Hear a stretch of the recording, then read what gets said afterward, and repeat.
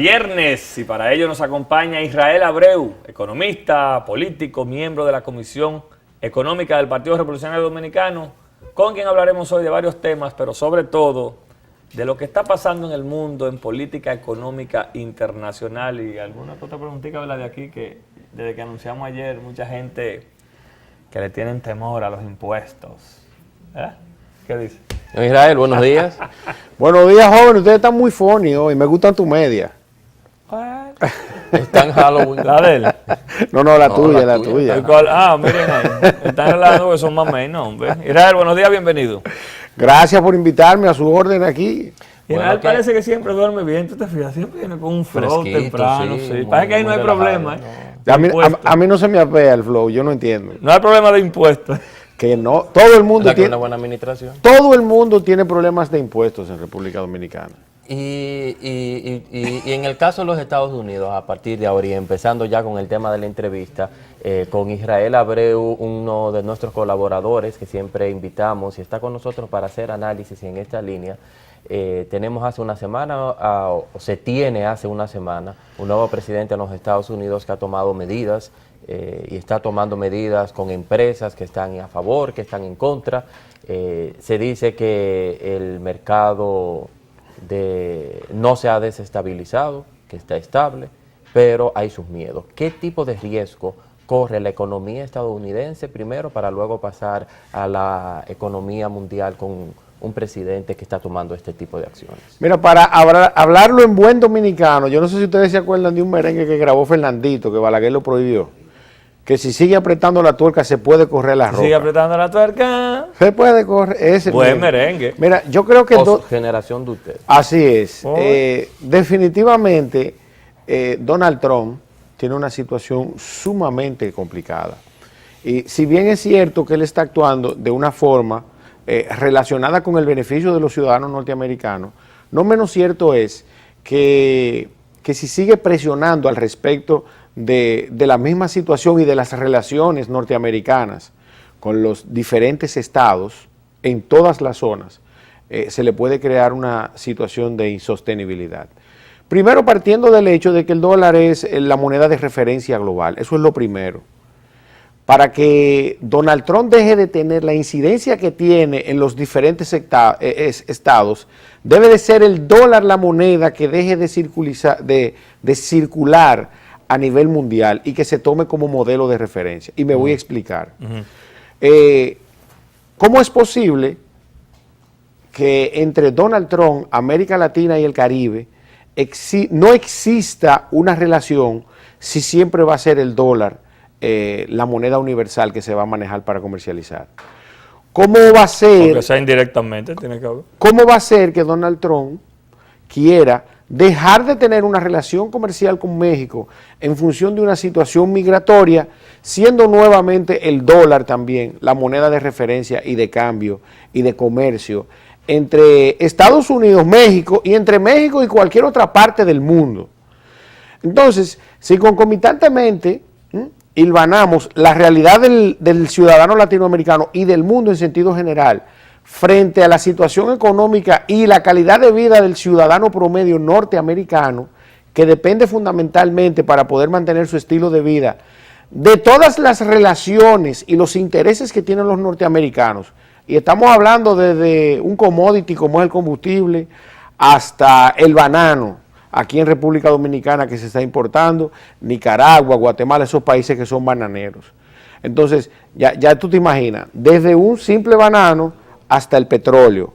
Pero ¿qué significa eso que tú no estás explicando? De que obligatoriamente vamos a tener una relación, cualquier país del mundo, aunque él no lo quiera, con Estados Unidos, pero en términos reales, vemos que Donald Trump suspende un acuerdo con Canadá, suspende un acuerdo con Argentina.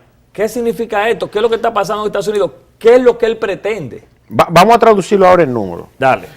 El Producto Interno Bruto Global del año 2015 fue de 77 mil trillones de dólares, para que ustedes entiendan, de los cuales el 17.5 lo produjo la economía norteamericana. Estadounidense. Los norteamericanos, en el peor de los escenarios, donde menos tienen algún tipo de participación en el total de las transacciones, es en el modelo relacionado con la intermediación financiera y el dólar como moneda global. Estamos claros hasta ahí. En el peor de los escenarios, Estados Unidos no produce nada ni tiene interés en ningún lado, pero a ellos hay que pagarle un fee porque ellos son quienes manejan el sistema financiero global por ser su moneda. Entonces, ¿qué significa eso? Que los Estados Unidos tienen intereses en todos los sectores económicos a nivel global. Produzca o produzca. Produzca o no produzca. Hay incidencia como quiera. Y lo otro es entonces que cada ciudadano norteamericano, en el peor de los escenarios, consume, vamos a tomarlo como referencia con el dominicano, consume 5 veces más que cada ciudadano dominicano. Sí, si lo llevamos a África, un ciudadano norteamericano consume 15 veces más, igual el equivalente a 15 ciudadanos africanos, para que ustedes entiendan. Y si lo subdividimos en sectores, por ejemplo, textiles, un ciudadano norteamericano consume más ropa que 15 ciudadanos africanos, para que ustedes entiendan. Si un ciudadano africano tiene una camisa o un poloché, un ciudadano norteamericano tiene 15, para que ustedes entiendan. Entonces, imagínense ustedes que el planeta es esa mesa, una mesa cuadrada, y una cuarta parte de esa mesa es los Estados Unidos y sus relaciones con el mundo. En el momento que él empieza a cerrar fronteras, en esa misma medida él se está coartando la posibilidad de que su economía se siga desarrollando. Es directamente proporcional. Y en ese sentido, Europa ya se ha pronunciado al respecto de tomar el liderazgo de la economía mundial. O sea que en sí el calificativo de medidas proteccionistas que le han dado mucho a este tema, a estas medidas de Trump, sería el calificativo. Así es, ese es el calificativo, medidas proteccionistas. Y en términos, aprovechando el término de Víctor, de las medidas proteccionistas de Donald Trump, ¿qué hacer nosotros como un país que vive de esa economía, vive de esos acuerdos? ¿Qué hacer? Porque obviamente si vamos cargando pesado ahora, que no hay todavía esas medidas proteccionistas, ¿qué va a pasar con los productores locales, con la producción nacional de exportación? ¿Qué va a pasar? Mira, debemos seguir fortaleciendo nuestra economía desde el punto de vista del desarrollo de la agroindustria, de la agricultura específicamente, que de hecho creció 9.6% según los datos del gobernador del Banco Central. Esa es una buena noticia. Y seguir fortaleciendo lo que ya es un fuerte en la región, que es el sector turismo, y seguir generando divisas, ya sean dólares o euros, estas divisas. Esto como una medida paliativa y compensatoria además, porque al final la mayoría de los productos que llegan a República Dominicana son de origen norteamericano. Entonces hay un componente que es una variable relacionada con el comportamiento del ser humano, que es el ego. Si Donald Trump empieza a herir susceptibilidades, inclusive por una situación no necesariamente de los intereses económicos, sino de los intereses y de la forma de pensar del mismo ciudadano, se le puede revertir eso sistémicamente en función de los intereses que ellos tienen. Estamos hablando, por ejemplo, de que exista la negativa de empezar a despacharle al mercado norteamericano algunos tipos de productos. Ahí voy en esa línea, Israel. ¿Qué tan sostenible puede ser en el tiempo ese tipo de... Podemos decir, bueno, hoy en el presente futuro, en el presente actual, medidas proteccionistas porque lo necesita la economía de los Estados Unidos, porque ese es su rol, ¿verdad?, por el desarrollo de su propio país, pero es un país que, como muy bien detallabas hace un momento, depende mucho o está muy conectado con exportación e importación con otros países. Y entre el tema de sostenibilidad y el tema de responsabilidad social, que los estados y las empresas lo hacen para aumentar la confianza con sus consumidores. Así es. A largo plazo, ¿pueda tener esto entonces otro tipo de resultados no positivos para los Estados Unidos? Mira, todo va a depender del equilibrio en las medidas que él tome. Si las medidas son extremas, y a veces las medidas no son tan extremas en la medida de la disposición de la misma, sino de la forma en cómo tú la implementas, e inclusive en la forma de cómo tú la comunicas. Ahora mismo, por ejemplo, hay un pánico en sentido general hasta con las solicitudes de visa desde República Dominicana, porque todo el mundo cree que Donald Trump va a empezar a quitar visa y todo ese tipo de cosas. pero no es así.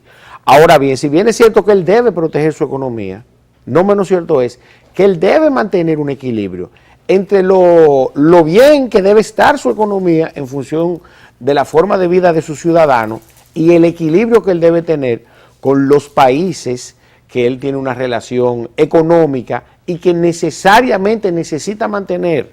Definitivamente, los norteamericanos en el transcurso de los últimos 40 años se han dedicado a explotar de manera, en sentido general, minero, agroindustrial, los diferentes países del mundo y a promover en lo que son algunos países fuertes, y tenemos el ejemplo de la caña de azúcar, República Dominicana y Cuba en su momento.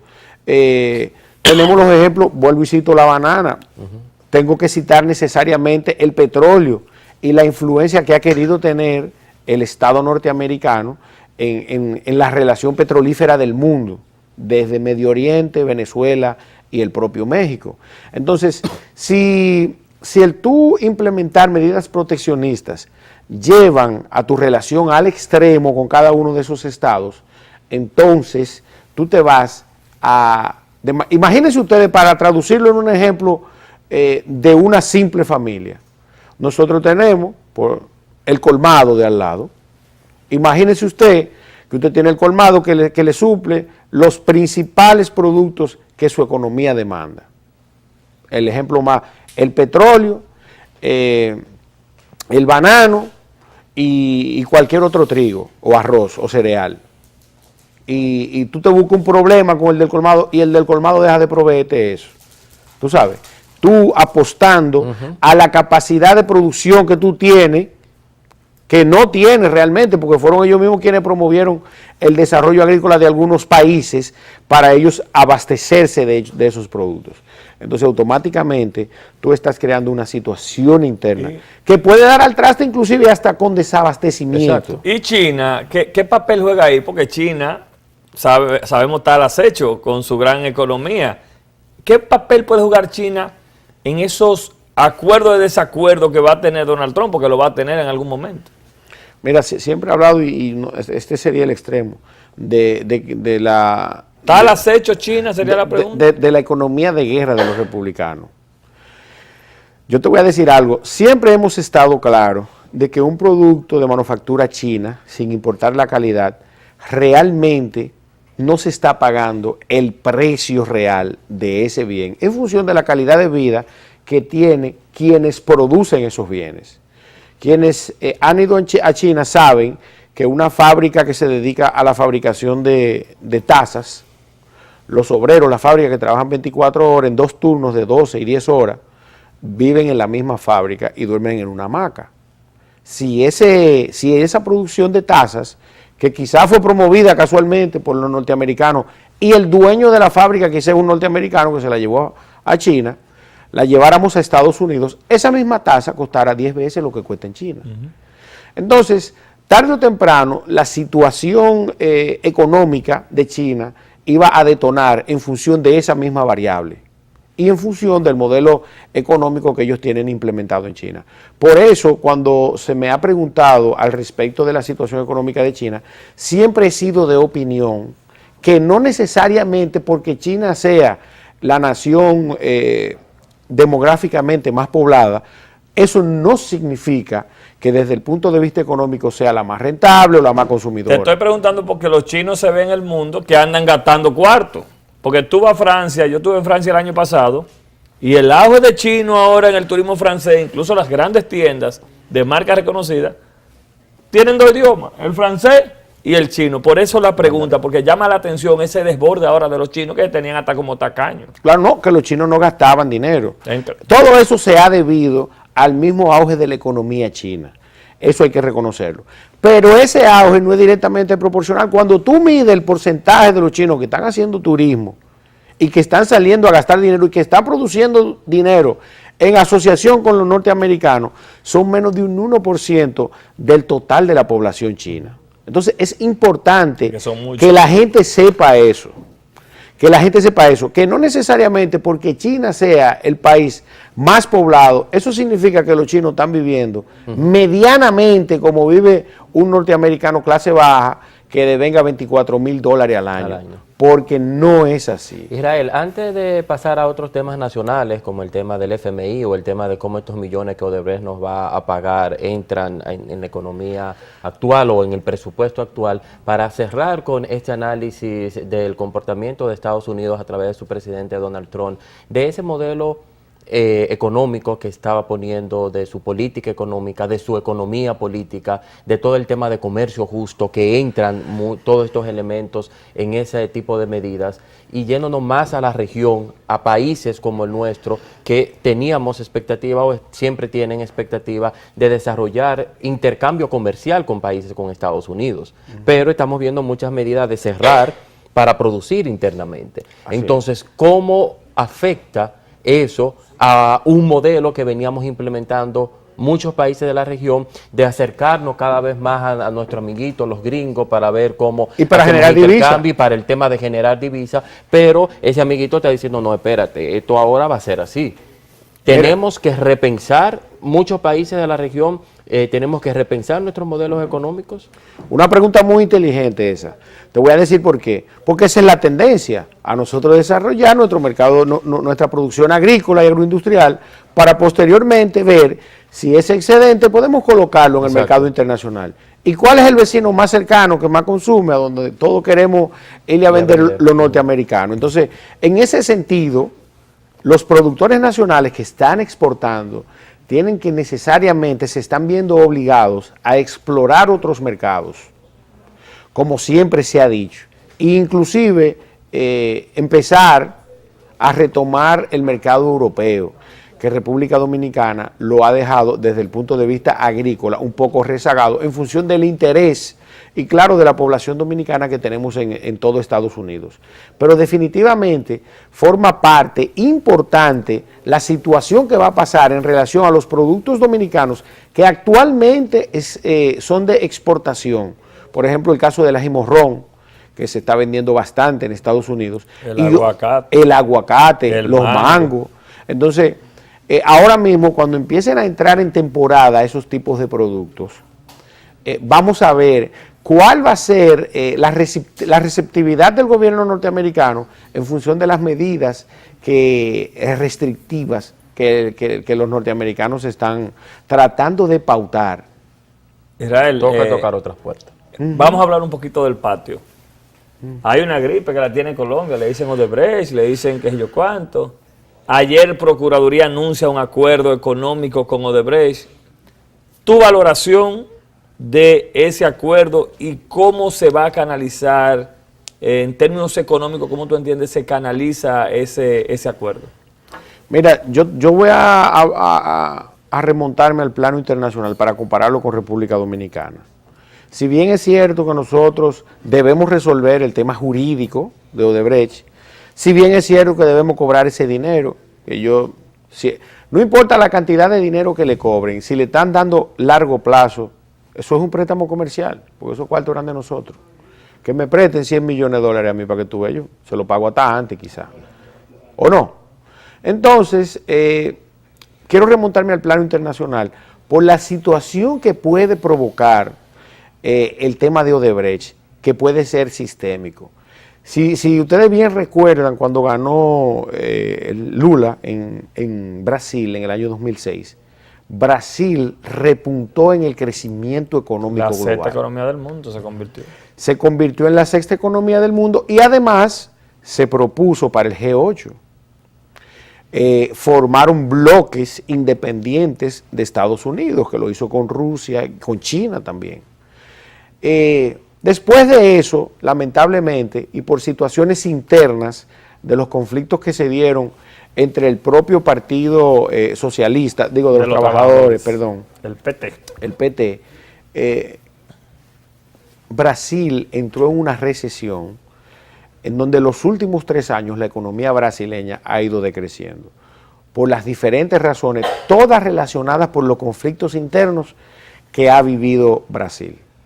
Y existe la posibilidad que no llegue a formar parte del G8 con la importancia que tiene y que finalmente la situación social que está viviendo Brasil en función de una misma situación que ellos mismos se crearon supuestamente, definitivamente siga lesionando al ciudadano brasileño, que al final es quien tiene que recibir el beneficio de la administración de un gobierno. República Dominicana va por ese mismo camino si nosotros nos descuidamos. Yo creo que hay que encarar la situación sin perder la perspectiva de lo que está pasando en República Dominicana. Ya hay quienes hablan de un golpe de Estado jurídico, oigan eso, lo mismo que pasó en Brasil con Dilma Rousseff. Yo creo que hay que sentarse a racionalizar el problema. Tú sabes, cuando viene a ver, y sobre todo en el caso de República Dominicana, que se acaban de publicar cifras importantes, un crecimiento de 6.6%, el crecimiento del sector agrícola 9.6%, el sector minero, que aunque esos cuartos no se quedan aquí, es un crecimiento importante, 26%. Debemos visualizar el futuro a mediano y largo plazo. Porque, o sea, que no se quede solamente en el pago del dinero, sino en el desmontar un sistema que ha ido... Claro que Pero sí. ¿está de acuerdo con el acuerdo que se anuncia? Lo digo porque fuera de aquí también se han logrado acuerdos, quizás a más largo plazo. No, mira, yo realmente, el acuerdo se declaró confidencial. No entiendo por qué. Pero exacto, Sí. y se dio a conocer todo. No se dio a conocer todo, solamente se dio a conocer el plazo, no se habló de las formas ni de los plazos y de quizás una tasa de interés, porque el dinero tiene un valor presente, un valor futuro. Okay. Entonces, no me merece ninguna opinión más que la profesional desde el punto de vista financiero, porque no conozco el contrato. 8 años es un plazo razonable, el punto de medición de una facilidad a largo plazo son 5 años, o sea que cualquier año de ahí arriba es largo plazo, o sea que le dieron facilidades importantes.